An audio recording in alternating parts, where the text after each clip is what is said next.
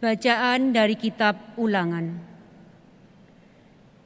Di padang gurun seberang sungai Yordan, Musa berkata kepada bangsanya, "Hai orang Israel, dengarlah ketetapan dan peraturan yang kuajarkan kepadamu untuk dilakukan, supaya kamu hidup dan memasuki serta menduduki negeri yang diberikan kepadamu oleh Tuhan Allah nenek moyangmu.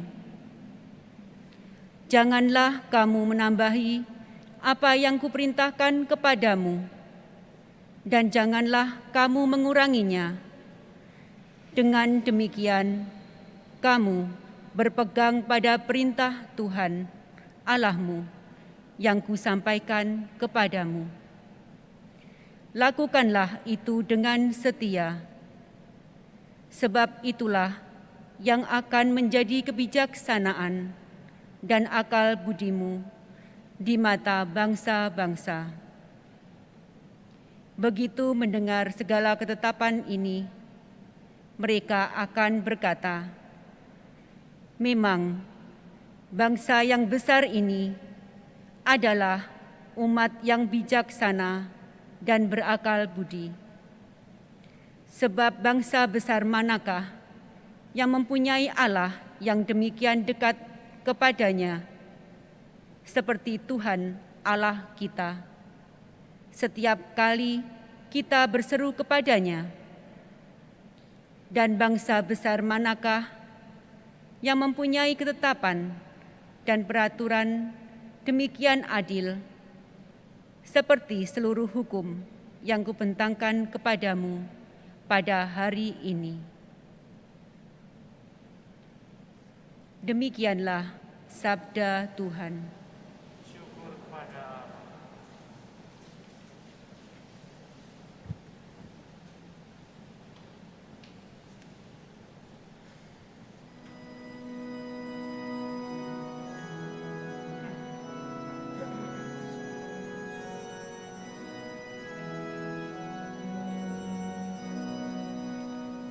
Tuhan, siapa yang boleh menumpang dalam kemah-Mu? Tuhan, siapa yang boleh menumpang dalam kemah-Mu? Orang yang berlaku tidak bercela, yang melakukan apa yang adil, dan mengatakan kebenaran dengan segenap hatinya, yang tidak menyebarkan fitnah dengan lidahnya. Tuhan, siapa yang boleh menumpang dalam kemah-Mu? Orang yang tidak berbuat jahat terhadap teman dan tidak menimpakan cela kepada tetangganya, yang memandang hina orang-orang tercela, tetapi menjunjung tinggi orang-orang yang takwa, yang berpegang pada sumpah walaupun rugi. Tuhan, siapa yang boleh menumpang dalam kemah-Mu?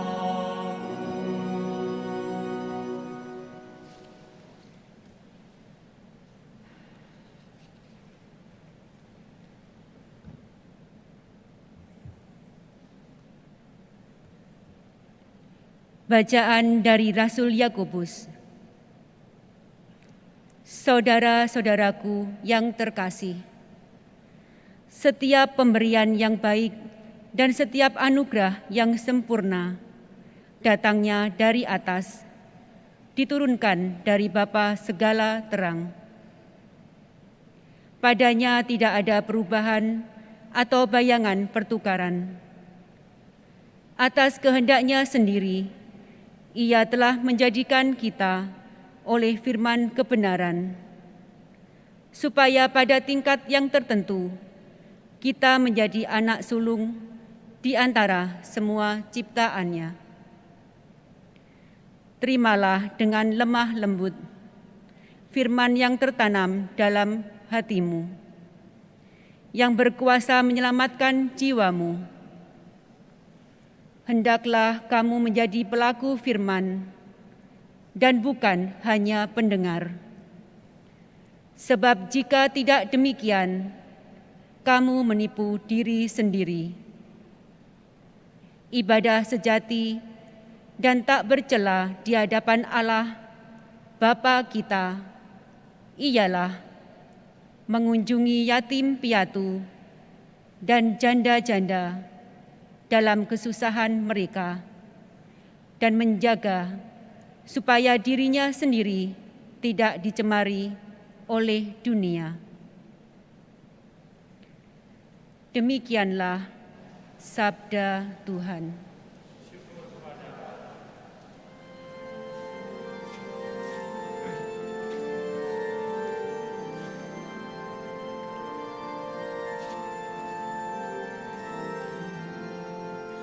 Haleluya, haleluya, haleluya, haleluya, haleluya, haleluya,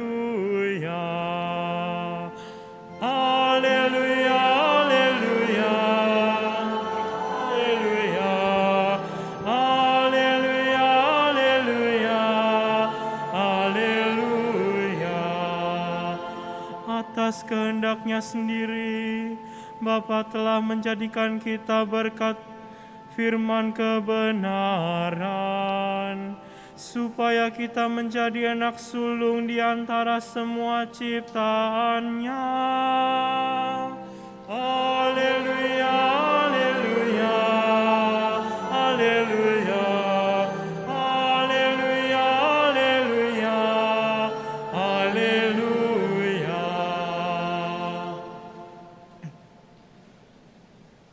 Tuhan bersamamu.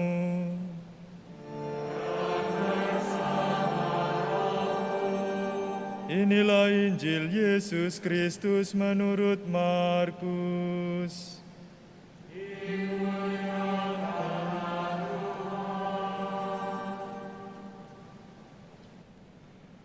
Pada suatu hari, serombongan orang Farisi dan beberapa ahli Taurat dari Yerusalem datang menemui Yesus. Mereka melihat bahwa beberapa murid Yesus makan dengan tangan najis, yaitu dengan tangan yang tidak dibasuh. Sebab orang-orang Farisi, seperti orang-orang Yahudi lainnya, tidak makan tanpa membasuh tangan lebih dahulu. Karena mereka berpegang pada adat istiadat moyang mereka. Dan kalau pulang dari pasar, mereka juga tidak makan, kalau tidak lebih dahulu membersihkan dirinya. Banyak warisan lain lagi yang mereka pegang, umpamanya hal mencuci cawan, kendi, dan perkakas tembaga. Karena itu, orang-orang Farisi dan ahli-ahli Taurat itu bertanya kepada Yesus, "Mengapa murid-muridmu tidak mematuhi adat istiadat nenek moyang kita? Mengapa mereka makan dengan tangan najis?" Jawab Yesus kepada mereka, "Tepatlah nubuat Yesaya tentang kamu, hai orang-orang munafik. Seperti ada tertulis, bangsa ini memuliakan aku dengan bibirnya, padahal hatinya tetap jauh dari aku. Percuma mereka beribadah kepadaku, sebab ajaran yang mereka ajarkan ialah perintah manusia. Perintah Allah kamu abaikan untuk berpegang pada adat istiadat manusia." Lalu Yesus memanggil lagi orang banyak dan berkata kepada mereka, "Hai kamu semua, dengarkanlah aku dan perhatikanlah ini. Apapun dari luar yang masuk ke dalam seseorang tidak dapat menajiskan dia. Tetapi apa yang keluar dari seseorang, itulah yang menajiskan dia. Sebab dari dalam hati orang timbul segala pikiran jahat, percabulan, pencurian, pembunuhan, perzinahan, keserakahan, kejahatan, kelicikan, perbuatan tidak senonoh, iri hati, hujat, kesombongan, kebebalan. Semua hal jahat ini timbul dari dalam dan menajiskan orang. Demikianlah sabda Tuhan.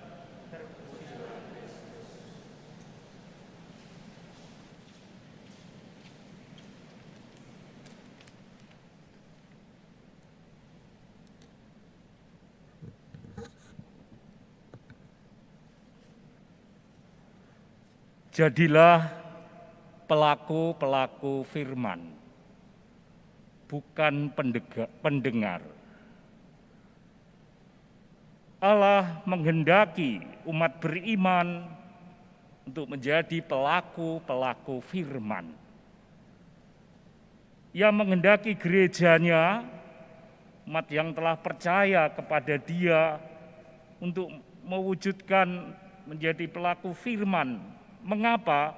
Sebab firman itu sendiri adalah firman yang hidup, bukan hanya kumpulan huruf-huruf, tidak. Sebab apa? Firman itu firman Allah, firman hidup. Orang yang melakukannya, Tuhan mengatakan dia akan memperoleh hidup kekal, bukan jaminan finansial.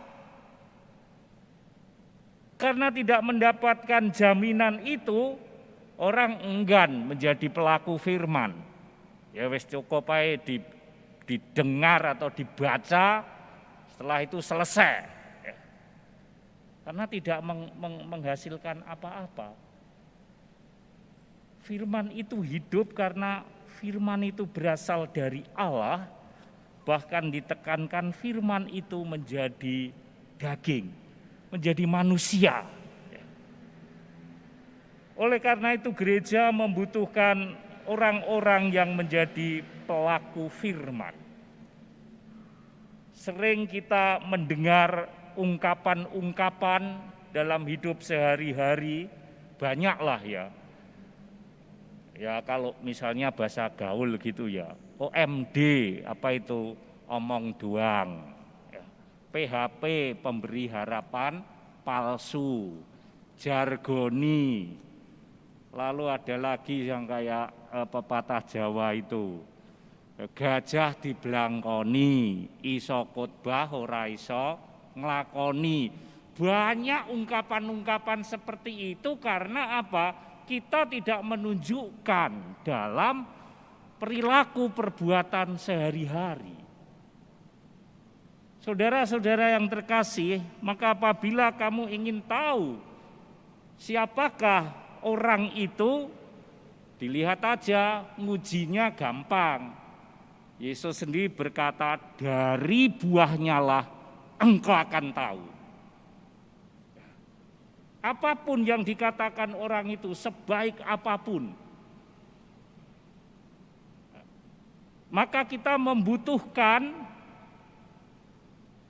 firman itu yang dikemas dalam bentuk perintah Tuhan, dibentuk dalam aturan, dan Tuhan sendiri yang memberi.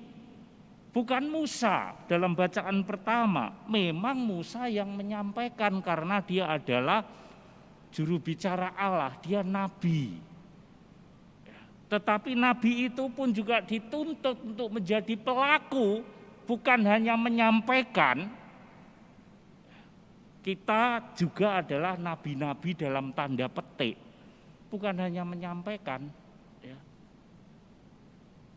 Mengapa itu anak-anak itu tidak percaya ketika kita menyampaikan sesuatu? Misalnya, anak-anak, ayo kalau makan doa dulu. Ya dia nanti, ya dia dengar tapi diam-diam anak itu ngeliat dulu papanya sama mamanya. Papanya nyuruh makan, berdoa dulu. Tapi suatu saat dia lihat, loh, papanya langsung makan, ambil teng-teng, blableb. Yang mana mau anaknya? Karena dilihat dulu papanya melakukan enggak.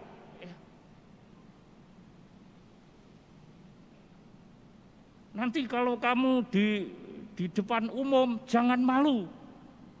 Berdoa sebagai orang Katolik. Dia akan lihat dulu papanya gimana. Orang tuanya ketika makan di luar langsung makan, enggak berdoa. Mau berdoa malu. Orang Katolik itu kalau berdoa makan di luar itu kan malu kalau mau sembahyang. Mau buat tanda salib aja malu. Lihat dulu kalau banyak orang gede. Tapi kalau sitik, cilik atau malah enggak berani. Malah cepat sekali. Kayak ndulit sambel aja. Nah kayak gitu itu kadang-kadang. Bagaimana kita harus menjadi pelaku firman. Dan itu dikemas dalam suatu perintah atau hukum. Ya karena apa? Manusia sadar atau tidak sadar, dia pasti ada aturan hukum. Langsung atau tidak langsung, lesan atau tidak. Di dalam keluarga saja ada kok aturannya. Emang enggak pernah ditulisi pada anak-anak. Pokoknya keluar kemanapun jam 9 harus pulang. Kan enggak ditulis toh. Tapi kalau anak-anak pulang lebih dari jam 9, waduh. Ya. Pasti ngomel orang tuanya. Ya, kita itu hidup bersama itu membutuhkan aturan-aturan. Suatu keprihatinan seringkali kadang-kadang banyak ya, sekali lagi maaf ya, banyak umat seringkali alah gereja iki kaken aturan, apalagi kalau sudah ngurusi perkawinan. Aduh jelimet sebetulnya.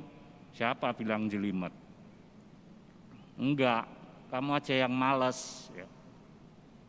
Ya aturan itu dipakai untuk mengatur. Saya biasanya bilang, lah wong diatur gini aja susah apalagi tidak ada aturannya. Itu yang pertama. Yang kedua, kalau ibu tidak mau susah-susah dengan aturan, hidup aja di hutan itu enak, enggak usah pakai aturan. Yaitu muncul dari keprihatinan, seringkali terjadi seperti itu. Itu sebabnya saudara-saudara yang terkasih, Rasul Yakobus dalam bacaan kedua menekankan untuk menjadi pelaku firman. Kenapa? Menjadi pelaku firman menjadikan orang-orang itu bukan hanya membaca atau mendengarkan, tapi itu merasuk di dalam hatinya sehingga itu terngiang-ngiang di dalam hatinya ketika dia keluar untuk mewujudkan aturan-aturan itu, misalnya untuk mengasihi sesama. Berapa kali sih kita dengar Tuhan perintahkan, kalau kamu dibenci musuhmu, ampuni, doakan, mintakan berkat. Engkau jawabnya kayak gini, kok nyimut? Ya apa? Itu perintahnya Tuhan loh. Loh kalau manusia enggak bisa Romo, saya katakan pastikan Tuhan enggak akan ubah firman-Nya. Sekalipun pendengar-pendengar itu tidak melakukannya, tidak akan pernah Tuhan, karena manusia kesulitan saya ubahnya. Karena tidak bisa mengampuni karena sakit hati, ya sudah tidak apa-apa. Ya buat aja firman sendiri. Firman Tuhan itu ya dan amin, kekal. Sekalipun manusia tidak ada yang melakukannya, tidak akan diubah. Firman-Ku tidak akan pernah kembali dengan sia-sia sebelum dia berbuah. Mau apa kok? Ya betah-betahan, ya ayo betah-betahan. Karena firman itu kekal, kita kan enggak kekal. Emang Anda kekal? Mati loh suatu saat.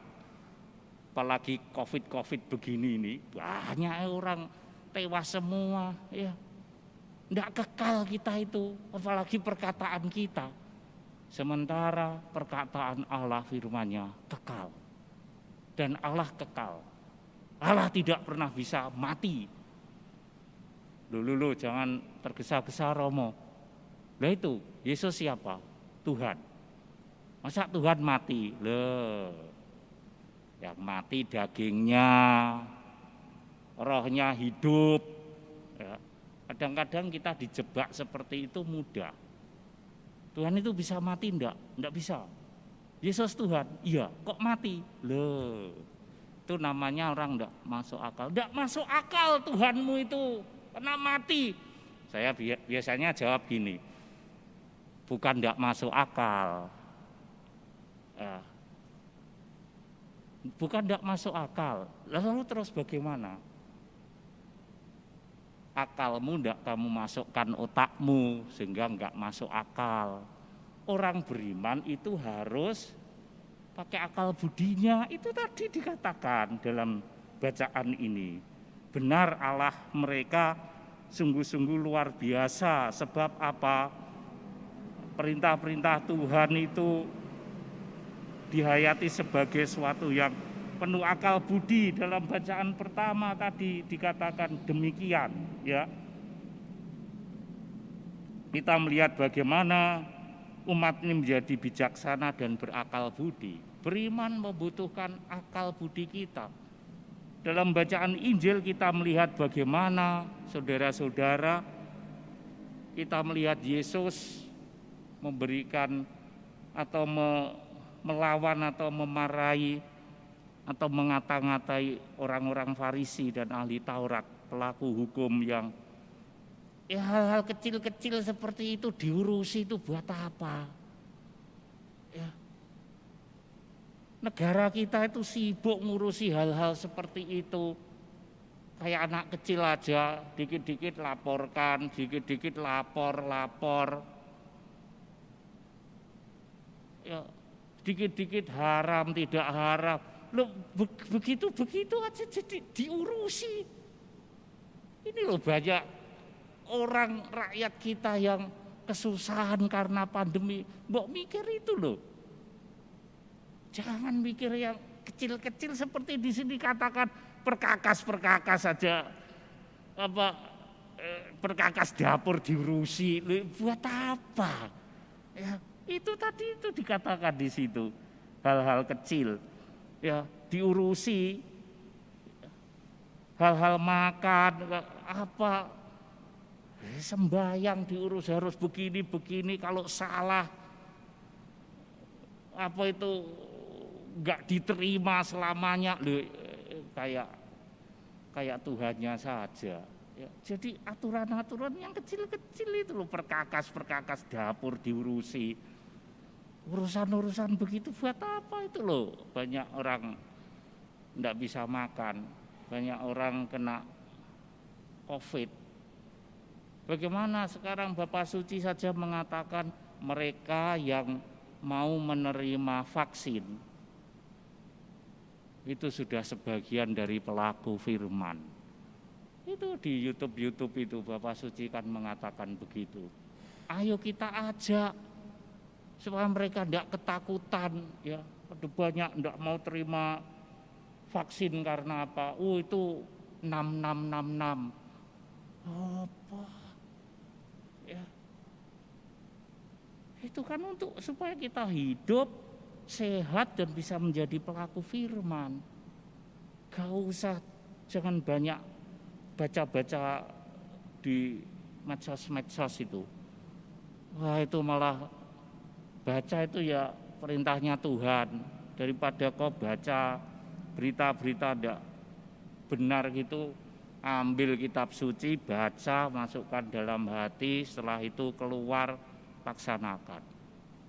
Saudara-saudara, Yesus Gereja membutuhkan orang-orang yang mau menjadi pelaku firman.